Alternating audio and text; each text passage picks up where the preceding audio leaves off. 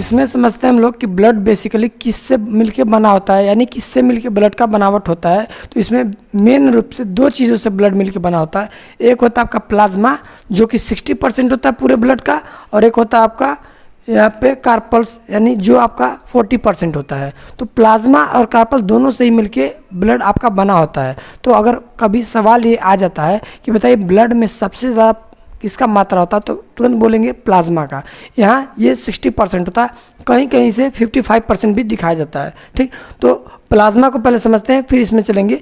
Plasma में क्या होता है, देखिए प्लाज्मा में फाइब्रिनोजेन होता है। फाइब्रिनोजेन प्लाज्मा को गाढ़ा करके रखता है। प्लाज्मा वैसे भी थोड़ा सा पीला कलर का ये होता है, लेकिन फाइब्रिनोजेन होने की वजह से वो गाढ़ा पीला होता है। अगर इसमें से प्लाज्मा में से अगर आप फाइब्रिनोजेन निकाल लेंगे तो ये हल्का पीला हो जाएगा। यानी उस तरह से देखिए प्लाज्मा एक्चुअली में तो पीला होता है, जबकि इसके वजह से और गाढ़ा पीला रहता है। लेकिन जो प्लाज्मा में से आप फाइब्रिनोजेन निकालते हैं, ये प्लाज्मा क्या होता है, हल्का पीला हो जाता है। ये प्रोथ्रोम्बिन की वजह से भी होता है, लेकिन इसका ज़्यादा मतलब मैटर नहीं है। इसी की वजह से आपके फाइब्रिनोजेन की वजह से ही प्लाज्मा ज़्यादातर क्या होता है, हल्का पीला होता है। ठीक, अगर इसको निकालेंगे तब, क्योंकि यही इसको गाढ़ा करके रखता है। अगर जो इसको प्लाज्मा में से फाइब्रिनोजेन निकालेंगे ये हल्का पीला हो जाएगा, और नहीं तो गाढ़ा पीला रहता है। और जब फाइब्रिनोजेन निकाल लेते हैं और ये हल्का पीला हो जाता है, उसी को हम लोग कहते हैं सीरम। तो कभी भी आपके ब्लड का बीमारियों का टेस्ट किया जाता है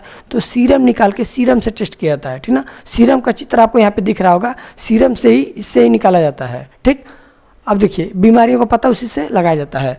अब यहाँ पे देखिए, यहाँ पे हम बात करते हैं कार्पल्स का, जिसको हिंदी में कहते हैं रुधिराणु। ठीक, तो रुधिराणु आपके शरीर में पूरे ब्लड का 40% भाग रुधिराणु का होता है। ठीक, अब रुधिराणु के अंदर भी 3 प्रकार के होते हैं, जो कि आपका रेड ब्लड कार्पल्स कहिए या रेड ब्लड सेल कहिए, बात वही है। ठीक, red blood carpals, white blood carpals, platelets. ठीक, इसको आरबीसी, डब्ल्यूबीसी और प्लेटलेट्स कहते हैं। ठीक, इनकी मतलब इनके आपस में इनकी भी मात्रा कुछ निर्धारित होती है। जैसे आरबीसी पूरे रुधिराणु का, देखिए पूरे ब्लड का नहीं, आरबीसी पूरे रुधिराणु का लगभग 95% हिस्सा क्या होता है, आरबीसी होता है। ठीक, पूरे ब्लड के रुधिराणु में आरबीसी की मात्रा 95% होती है, जबकि बाकी इन दोनों का 5% में ही खत्म हो जाते हैं। ये देखिए आप खुद देख सकते हैं कि आरबीसी 50 लाख इसकी संख्या होती है, यानी 5 मिलियंस। ठीक ना, 5 मिलियन होता है। अब देखिए कई बार क्वेश्चन आता है, जैसे 2 तरह का क्वेश्चन देता है कि बताइए रक्त में सबसे ज़्यादा मात्रा किस चीज़ का होता है, तब वहाँ पे प्लाज्मा लगाएंगे, क्योंकि प्लाज्मा एक तरह का लिक्विड फॉर्म में रहता है। ठीक, ये ब्लड देखिए ब्लड लिक्विड और थोड़ा सा हार्ड दोनों पार्टिकल को मिला के बनाया जाता है। जिस तरह से अगर हम शरबत बनाना हो तो एक गिलास में पानी लेंगे तो पानी लिक्विड फॉर्म में हो गया, यानी लिक्विड हो गया पार्टिकल, और उसमें जब चीनी मिला के घोलते हैं तो चीनी हार्ड पार्टिकल कहलाता है, जबकि पानी आपका लिक्विड पार्टिकल। उसी तरह से हम आपको बताए भी हैं, इसके जस्ट मतलब इसी वीडियो में आपको बताए हैं कि प्राकृतिक कोलाइड है ब्लड। यानी ब्लड क्या है, प्राकृतिक कोलाइड, वो पूरी तरह से प्योर लिक्विड नहीं है, उसमें वो प्राकृतिक कोलाइड है। और ये प्लाज्मा जो है आपका, प्लाज्मा आपका ये लिक्विड फॉर्म में रहता है, और जबकि ये रुधिराणु या कार्पल्स आप देख रहे हैं ये आपका इस तरह से रहता है कि ये हार्ड पार्टिकल उसमें रहता है, जिस तरह से चीनी और पानी की तरह से। उसी तरह से अब देखिए इसमें पहला होता है आरबीसी। यहाँ पे हम तीनों का नाम लिखे हैं, आरबीसी, डब्ल्यूबीसी और प्लेटलेट्स। आरबीसी आपका लाल कलर का होता है और डब्ल्यूबीसी सफ़ेद कलर का, और ये यहाँ पे प्लेटलेट्स है। तीनों का नाम भी लिखें, और तीनों का एक बायोलॉजिकल नाम होता है। देखिए हर चीज़ का एक हिंदी नाम, जिस तरह से होता है ना, किसी चीज़ को आप हिंदी में कुछ और कहते हैं, इंग्लिश में कुछ और कहते हैं, और किसी मतलब उसका टेक्निकल अगर कुछ नाम होता है तो उसमें कुछ और कहते हैं। जिस तरह से देखिए इंग्लिश में आदमी को ह्यूमन कहा जाता है, मतलब ह्यूमन या मतलब ह्यूमन मैन जो भी कहा जाए, ह्यूमन कहा जाता है इस तरह से मानव को। अगर उसी को अगर बायोलॉजिकल नाम उसका देखा जाए तो उसको साइंटिफिक नेम कहते हैं होमोसेपियन। ये सब आपका ये टेक्निकल नेम होता है कि अलग अलग चीज़ों का अलग अलग नेम होता है। उसी तरह से इसका हम लिख दिए हैं कि देखिए सबसे पहला आपका एरिथ्रोसाइट, आरबीसी को हम लोग एरिथ्रोसाइट कहते हैं। एरिथ्रोसाइट की पूरी संख्या शरीर में 50 लाख के आसपास होती है, ठीक ना। एरिथ्रोसाइट 50 लाख होता है और उसका जीवन काल होता है 120 दिन, यानी 120 दिन में आपके आरबीसी आपके शरीर से मर जाती है। आरबीसी में किसी भी प्रकार का कोई डीएनए वगैरह आप नहीं चेक कर सकते हैं। अगर आप चाहें डीएनए चेक करना, जिसने लोग कहते हैं कि हम अपना डीएनए चेक कराएंगे, अपने बच्चे का डीएनए चेक कराएंगे, इस तरह से लोग कहते हैं, तो एक बात ध्यान रखिएगा, आरबीसी से कभी भी डीएनए टेस्ट नहीं हो सकता है, क्योंकि डीएनए होता है न्यूक्लियस में, न्यूक्लियस यानी केंद्रक में डीएनए होता है, और आरबीसी में डीएनए पाया ही नहीं जाता है। किस में नहीं पाया जाता है? इंसान मतलब जितने भी स्तनधारी हैं, स्तनधारियों में ये आरबीसी होता है, और आरबीसी में केंद्रक नहीं पाया जाता सिवाय 2 प्राणियों के। ये दोनों अपवाद माने जाते हैं, जैसे ऊँट हो गया और एक और जीव है उसका नाम है लामा। तो ऊँट और लामा के आरबीसी में केंद्रक पाया जाता है, इसमें न्यूक्लियस होता है, लेकिन मानव में न्यूक्लियस नहीं पाया जाता है। यानी अगर आप आरबीसी मनुष्य का किसी का भी आरबीसी लेके उसका डीएनए टेस्ट करना चाहें तो नहीं कर सकते हैं, लेकिन अगर आप डब्ल्यूबीसी ले लेते हैं, आप प्लेटलेट्स ले लेते हैं, तो आप उसका डीएनए का टेस्ट कर सकते हैं। इससे यही पता चलता है क्लियरली कि आप डीएनए का टेस्ट करना हो तो आप आरबीसी से नहीं कर सकते हैं, क्योंकि आरबीसी में न्यूक्लियस नहीं होता है, जबकि आप डब्ल्यूबीसी और प्लेटलेट से डीएनए का टेस्ट कर सकते हैं, ठीक।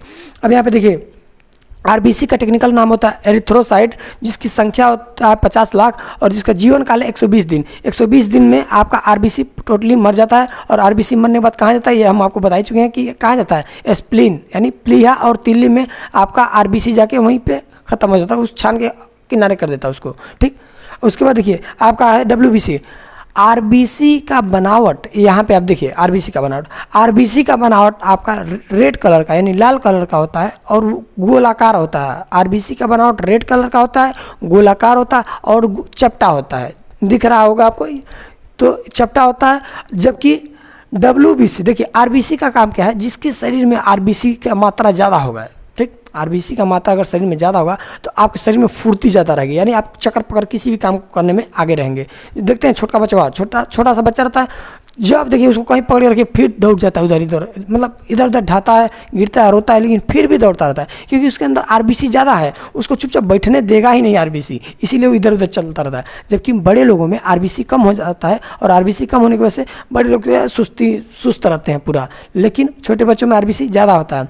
तो आरबीसी में आपका पहला बात केंद्रक यानी न्यूक्लियस नहीं पाया जाता है, दूसरा आरबीसी का कलर लाल होता है, और तीसरा आरबीसी ऊंचाई पर जाने पर बढ़ने आरबीसी की संख्या बढ़ने लगती है। जैसे आप ऊंचाई पर जाते हैं तो क्या होता है, ऑक्सीजन लेवल कम होता है। जितना लोग पहाड़ पे चढ़ते हैं, पहाड़ पे चढ़ने पर ऑक्सीजन का लेवल कम होता है, और आपकी आरबीसी मतलब ज़्यादा, उसमें आरबीसी की संख्या बढ़ जाती है, यानी ऊंचाई बढ़ने पर आरबीसी बढ़ जाती है, ठीक।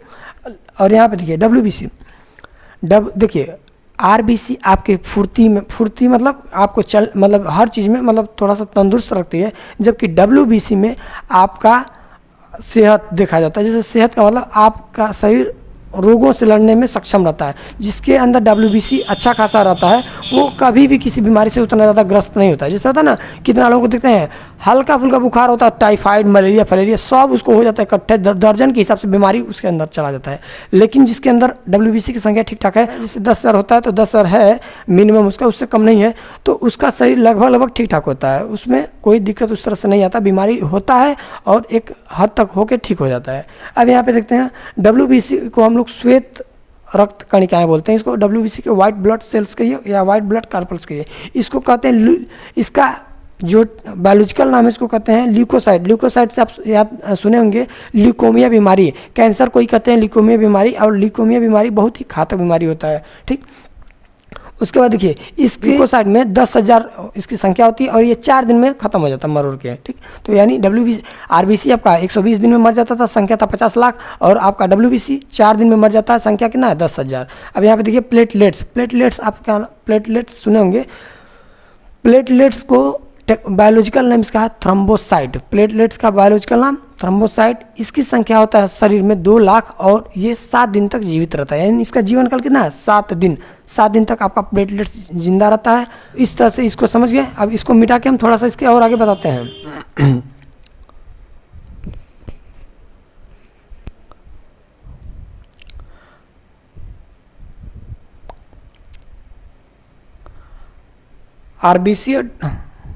आरबीसी, डब्ल्यूबीसी और प्लेटलेट्स के बारे में यहाँ पे डिटेल में चर्चा करेंगे कि इनके अंदर क्या खासियत है, क्या इनके कैरेक्टरिस्टिक्स हैं। देखिए, आरबीसी का हम बायोलॉजिकल नाम बताए थे एरिथ्रोसाइट होता है, और एरिथ्रोसाइट इसका बायोलॉजिकल नाम है, और इसको पूरा नाम इसका क्या होता है, रेड ब्लड सेल्स कहिए या रेड ब्लड कार्पल्स कहिए। अब देखिए, इसका आकार, आरबीसी का आकार गोल होता है, और गोल होने के साथ साथ उसका क्या होता है, चपटा होता है। ठीक, आरबीसी लाल कलर का होता है, उसका आकार गोल होता है और वो चपटा होता है। ठीक, आरबीसी में केंद्रक नहीं पाया जाता है। हम बता भी चुके हैं कि आपके पूरे स्तनधारी जीवों में केवल 2 जीव ऐसे हैं जो अपवाद माने जाते हैं जिनके आरबीसी में केंद्रक पाया जाता है, और वो 2 जीव हैं ऊंट और लांबा। नहीं तो बाकी हर स्तनधारी जीव में आरबीसी तो पाया जाता है, लेकिन आरबीसी में केंद्रक नहीं पाया जाता, जिस वजह से उनका डीएनए टेस्ट नहीं आप कर सकते हैं। क्योंकि आरबीसी ने अगर डीएनए टेस्ट करना है तो आप थूक से, बाल से, नाखून, इन सब से आप आरबीसी मतलब डीएनए टेस्ट कर सकते हैं, क्योंकि इन सब में न्यूक्लियस पाया जाएगा, लेकिन आरबीसी में किसी भी प्रकार का कोई न्यूक्लियस नहीं पाया जाता है। ठीक, अब यहाँ पे देखिए, वहीं डब्ल्यूबीसी को ल्यूकोसाइट कहा जाता है, जिसका आकार अनिश्चित होता है। डब्ल्यूबीसी का कोई भी आकार फिक्स नहीं होता है, ये अनिश्चित होता है, मतलब किसी भी तरह से रख सकता है। इसमें केंद्रक पाया जाता है। अगर आपको जांच करना हो किसी डीएनए वगैरह का, तो इसमें न्यूक्लियस पाया जाता है, इसमें डीएनए आरएनए दोनों पाया जाता है। आप इसके न्यूक्लियस से जांच कर सकते हैं, और इसमें न्यूक्लियस पाया भी जाता है इस डब्ल्यूबीसी में। ठीक, अब देखिए, डब्ल्यूबीसी का मेन काम थोड़ा सा ये हो जाता है, जिस तरह से आरबीसी का काम ये होता है कि आपके शरीर को फुर्ती रखना, आपके शरीर को स्वस्थ रखना, हेल्दी रखना, उसी तरह से डब्ल्यूबीसी का काम होता है कि आपके शरीर में किसी भी प्रकार का कोई भी बीमारी अगर आता है तो डब्ल्यूबीसी ही उस बीमारी से लड़ने का काम करता है। ठीक, डब्ल्यूबीसी आपके शरीर की बीमारियों से लड़ने का काम करता है। आरबीसी आपके शरीर में मतलब तंदुरुस्ती लाता है या फुर्ती लाता है। ठीक, अब यहाँ पे देखिए, प्लेटलेट्स का आकार प्लेटलेट्स का आकार कैसा होता है, उत्तल लेंस के समान होता है। ठीक, इसमें केंद्रक नहीं पाया जाता है, और ये शक्ति प्रदान करता है। प्लेटलेट्स ही आपके शरीर में थोड़ा सा शक्ति प्रदान करता है। नहीं सुने हैं कि किसी का प्लेटलेट्स घटने लगता है तो उसके शरीर में उतना शक्ति नहीं रह जाता है। ठीक, मतलब ज़्यादा प्लेटलेट्स कम है तो इंसान मर भी सकता है, लेकिन प्लेटलेट्स घटने लगता है तो आदमी के शरीर का शक्ति क्या होता है, कम होने लगता है। ठीक, अब यहाँ पे देखिए, ऊंचाई पर, ये बता भी चुके हैं, ऊंचाई पर जाने से प्लेटलेट्स बढ़ने लगता है, उसका आकार इससे और बड़ा होने लगता है, क्योंकि ऑक्सीजन की कमी को पूरा करने के लिए ये भगवान का इस तरह से डिज़ाइन ही है कि जब इंसान का शरीर अपने आप को एडजस्ट करता रहता है हर सिचुएशन के हिसाब से। ठीक, सिचुएशन के हिसाब से ही ऑटोमेटिक वो एडजस्ट कर लेता है। तो शरीर जो ऊंचाई पर हम लोग लेके जाते हैं तो ऑक्सीजन कम मिलने की वजह से उस आरबीसी का आकार बढ़ने लगता है। ठीक, रुधिराणु का पता ही है कि रुधिराणु का 95% हिस्सा अकेले क्या है, आरबीसी है। ठीक, उसके बाद देखिए, ब्लड में आरबीसी होता है, आरबीसी में हीमोग्लोबिन होता है, और हीमोग्लोबिन में एक चीज़ और होता है Fe, लोहा। इसको एक होता है आयरन, आयरन यानी लोहा। तो ब्लड में ही Fe होता है। तो कई बार ये नीचे देखिए लिखा है, कमी से क्या होता है, एनीमिया। एनीमिया नामक बीमारी कब होता है, जब आपके शरीर में आरबीसी की कमी होगी।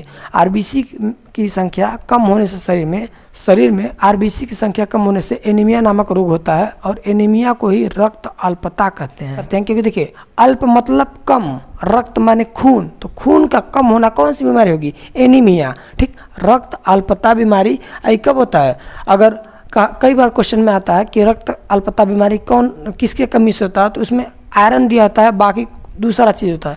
आयरन भी सही है, अगर दिया हो आयरन की जगह हीमोग्लोबिन दिया तो हीमोग्लोबिन भी सही है, और आरबीसी दिया हो तो आरबीसी भी सही है, और सीधा ब्लड का दिया तो ब्लड की कमी से भी एनीमिया नामक रोग होता है। तो यानी कहने का मतलब है, या तो डीप में पूछा हो तो आप ये Fe यानी लोहा कर देंगे, लोहा कह देंगे, हीमोग्लोबिन कह देंगे, आरबीसी कह देंगे, और ब्लड भी कह सकते हैं। ठीक, तो इस सब की कमी की वजह से एनीमिया नामक रोग होता है। अब इसमें देखते हैं डब्ल्यूबीसी में, तो डब्ल्यूबीसी में रोगों से लड़ने का क्षमता, यानी आप सुने भी होंगे कि कोरोना में कहा गया था कि जिसके अंदर इम्यून सिस्टम हाई है, यानी जिसका डब्ल्यूबीसी एकदम लड़ने में एकदम सक्षम है, उसको अगर कोरोना लगभग छूता भी है तो उतना इफेक्ट नहीं कर पाएगा। ठीक, लेकिन जिसका डब्ल्यूबीसी कमज़ोर है, भैया वो घर में बचा कर रहिए, नहीं तो उसको वो ख़त्म हो गया, मतलब हो जाएगा आदमी। कहाँ से कि देखिए, कोरोना वायरस का जो असर था वो बाकी वायरसों से बहुत ज़्यादा हार्ड था। देखिए, नहीं तो इतना इमरजेंसी लगाने की आवश्यकता देश में नहीं पड़ता। इसीलिए कहा जाता है कि इम्यून सिस्टम को आप अपना हेल्दी बना के रखिए। अगर इम्यून सिस्टम ही कमज़ोर रहेगा तो आपको तरह तरह की बीमारी देखते हैं, खांसी छोड़ता है, सर्दी पकड़ता है, सर्दी छोड़ता है, बुखार पकड़ता है। इस तरह से जिन लोगों का WBC कम होता है, ठीक, उनमें बीमारी बढ़ती रहती है। आप डॉक्टर के पास जाइए, एक बार WBC चेक कराइए, पता चलता है कि सही है तो ठीक है, और नहीं सही है तो उसको ठीक करिए। अब देखिए इसका प्रकार WBC में देखिए एंटीबॉडी होता है, लिम्फोसाइट, मोनोसाइट, न्यूट्रोफिल, आइसोफिल, बेसोफिल, ठीक, इतना सब ये होता है। इसमें हम आपको न्यूट्रोफिल, एसोफिल और बेसोफिल आपको पढ़ाने का उतना खास जरूरत नहीं है, क्योंकि ये कॉमन, मतलब ये उतना इसका तीनों का महत्व नहीं, ज़्यादा महत्व एंटीबॉडी, लिम्फोसाइट और मोनोसाइट का। अब देखिए इनका काम क्या है।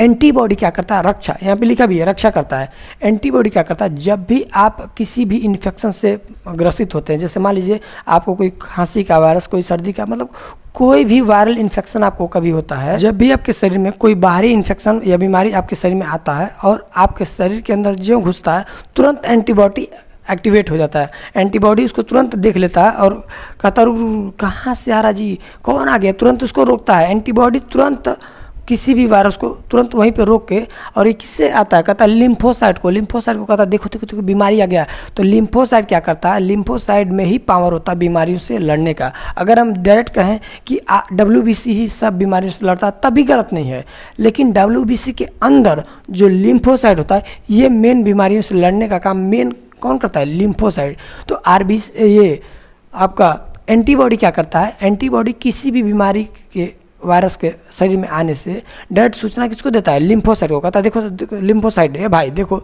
कौन बीमारी आ रहा है। तो कहता है कहाँ, तो दिखाता है कि यहाँ बीमारी। तुरंत क्या करता है? लिम्फोसाइट को मार के खत्म करता है। लिम्फोसाइट को ही T सेल कहते हैं।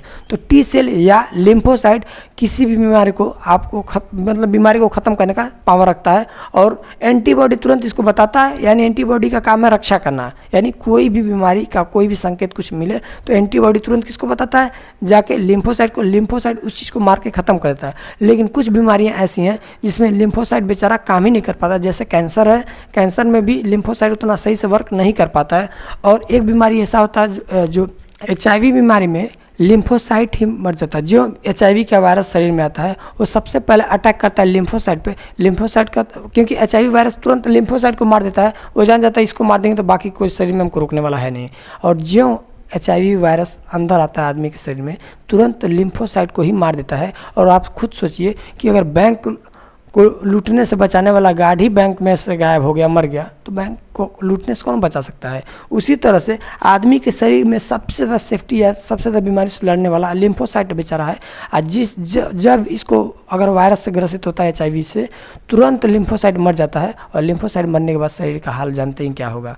किसी भी बीमारी से लड़ने के काबिल शरीर बचता नहीं है और शरीर अंततः मर जाता है। और आप बता भी नहीं सकते हैं, और इसका कोई इलाज भी नहीं है। आज तक HIV वायरस का कोई इलाज नहीं बन पाया है। अगर ये शुरुआती स्टेज में पता चल जाता है, जिससे अभी शुरुआत हुआ है, तो पता चल जाए तो शायद उसका कुछ कंट्रोल किया जा सके और उसको ख़त्म किया जा सके। लेकिन थोड़ा सा लेट होने के बाद इसका कोई उपाय नहीं है। अगर आपको HIV हुआ तो आप गए समझिए, ठीक हो गया तो आप रिश्तेदार से मिलना चालू करिए, कहिए भैया अब चल रहे हैं, हमारे पास ज़्यादा टाइम नहीं है, ठीक।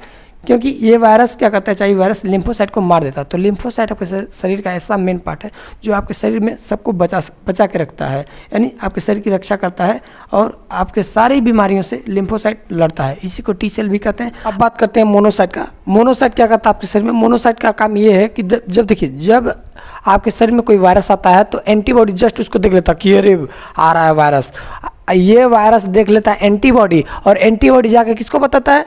लिम्फोसाइट को, कि लिम्फोसाइट देखो आ गया। तो लिम्फोसाइट जाके मारता किसको? वायरस को। और वायरस को जब मार देता है तो वो मरा हुआ वायरस आपके शरीर में पूरा खून में इधर उधर घूमेगा, उससे कुछ और ज़्यादा इन्फेक्शन आपको ना हो जाए, इसलिए वहाँ पे बुलाया जाता है मोनोसाइट को। ये दोनों मोनोसाइट से उसके बाद जाते हैं, कहते हैं। तो मोनोसाइट क्या करता है? उसको खा पी के ख़त्म करता है, यानी भक्षण कर लेता किसका? वायरस के मरे हुए अवशेष का। यानी जो वायरस मर गया है वो उसका बचा हुआ जो भी कुछ भी बचा होता है उसको क्या करता है? मोनोसाइट खा लेता है, यानी उसका भक्षण करके उसको ख़त्म कर देता है। ये बेसिकली काम होता है मोनोसाइट का, ठीक। जैसे देखिए ये लगभग सारे कोशिकाओं, देखिए कोशिकाओं में न्यूक्लियस होता है और न्यूक्लियस के पास एक होता है लाइसोसोम। तो कई चीज़ों में लाइसोसोम होता है। तो लाइसोसोम क्या करता है कि कोशिका के अंदर का कोई भी चीज़ मरता है तो लाइसोसोम उसको खा के ख़त्म कर देता है। लेकिन जिस चीज़ में लाइसोसोम नहीं होता है उसके लिए मोनोसाइट यहाँ पे काम करता है। जैसे मान लीजिए WBC में आपका लाइसोसोम नहीं होता है, तो लाइसोसोम नहीं होने की वजह से मोनोसाइट क्या करता है, किसी भी वायरस के जो मतलब इन ये लिम्फोसाइट के मारने के बाद बचा हुआ वायरस होता है उस वायरस को मोनोसाइट खा के ख़त्म कर देता है। और मोनोसाइट का काम यही है कि भक्षण कर देना जो अंतिम में बचा होता है। ठीक, ये आप समझ गए। देखिए प्लेटलेट्स, कई बार ऐसा होता है प्लेटलेट्स बहुत ज़्यादा घट जाता है, लोग बीमार होते हैं, प्लेटलेट्स घट जाता है, तो उसमें आप डॉक्टर से मिल सकते हैं। डॉक्टर, देखिए कई बार ऐसा होता है डेंगू जैसे बीमारियों में प्लेटलेट्स घट जाता है, बहुत ज़्यादा घट जाता है। उसके लिए आप गिलोय, एलोवेरा और बकरी का दूध, इस तरह से फल फूल, मतलब इन सब में आपका ये प्लेटलेट्स बढ़ाने का क्षमता बहुत ज़्यादा होता है। आप सबसे ज़्यादा माना जाता है बकरी के दूध में, आप बकरी का दूध ज़्यादातर यूज़ कर सकते हैं, तो उससे आपका प्लेटलेट्स में वृद्धि बहुत तेज़ी से होता है। ठीक, तो ये सब चीज़ रहा। अब एक बात ध्यान से समझिएगा, बच्चे पढ़ने का कोशिश बहुत ज़्यादा करते हैं। कई बच्चे ऐसे होते हैं जो पढ़ाई में बहुत ज़्यादा मन लगाते हैं और पढ़ने का कोशिश करते हैं, लेकिन क्या करते हैं कि जो पढ़ने बैठते हैं तुरंत नींद आने लगता है। तो नींद आने लगता है, इसका मतलब ये है कि ज़रूर आपके शरीर में कोई भी मतलब ये जितना पढ़ाया गया ब्लड में कुछ डिसबैलेंस है। तो आपको करना चाहिए क्या कि एक बार कभी अपना ये ब्लड जांच करा के आपको पता लगा लेना चाहिए कि हाँ हमारे शरीर में क्या सही है, क्या कम है, क्या ज़्यादा है, सब चीज़ का लेवल ठीक ठाक है कि नहीं। अगर ये बताइए, अगर मान लीजिए आपको एक गाड़ी दे दिया जाए और गाड़ी ही खराब हो, भले ही कितना बढ़िया ड्राइवर लाए हो, तो ड्राइवर गाड़ी को नहीं चला सकता क्योंकि आपकी गाड़ी खराब है, कैसे चलाएगा बेचारा। लेकिन अगर अच्छी कंडीशन में गाड़ी है तो खराब भी ड्राइवर होगा तो हल्का फुल्का जरूर मैनेज कर लेगा उसको। ठीक, इसी तरह से अगर आपकी इच्छा बहुत ज़्यादा पढ़ने की होती है, आप बहुत ज़्यादा चाहते हैं पढ़ना, लेकिन आप नहीं पढ़ पाते हैं। कितने लोग दिखते हैं तकिया 3 बार मोड़ के आदमी सोता है कि उसको बेचारा बार बार जैसे उसको मतलब पढ़ने का मन करता है लेकिन किताब नहीं छूता है। कई बार ऐसा होता है किताब खोल के बैठा लेकिन तुरंत नींद आता है, ढह जाता है। तो इस तरह से हो सकता है कि आपकी इच्छा पढ़ने में हो लेकिन आपका शरीर उस तरह से साथ नहीं दे पा रहा हो क्योंकि आपकी RBC कम हो या हीमोग्लोबिन कम हो या प्लेटलेट्स कम हो। तो आप एक बार डॉक्टर से ज़रूर मिलें और आप अपना ब्लड का चेकअप एक बार ज़रूर कराएं कि हो सकता है ऐसा नहीं है कि आपको पढ़ने का इच्छा हो रहा है लेकिन आपके शरीर में ही कमज़ोरी थोड़ी सी है इसलिए आप पढ़ ना पा रहे हो। तो एक बार ज़रूर ये जाँच करवा लेना चाहिए कि आपका ब्लड में क्या क्या कमी है, क्या क्या मतलब क्या ज़्यादा है। इस तरह से एक बार जांच हो जाएगा तो आप उसका इलाज या उसका कोई सलाह डॉक्टर से ले सकते हैं। ठीक, तो ब्लड के बारे में ये रहा। अब इसके आगे वाले पार्ट में बताएंगे ब्लड का क्लॉटिंग, रक्त का थक्का किस तरह से बनता है, ये सब चीज़। ठीक, तो इसके नेक्स्ट वीडियो में मिलते हैं ब्लड के एक और नए चैप्टर के साथ। जय हिंद, जय भारत।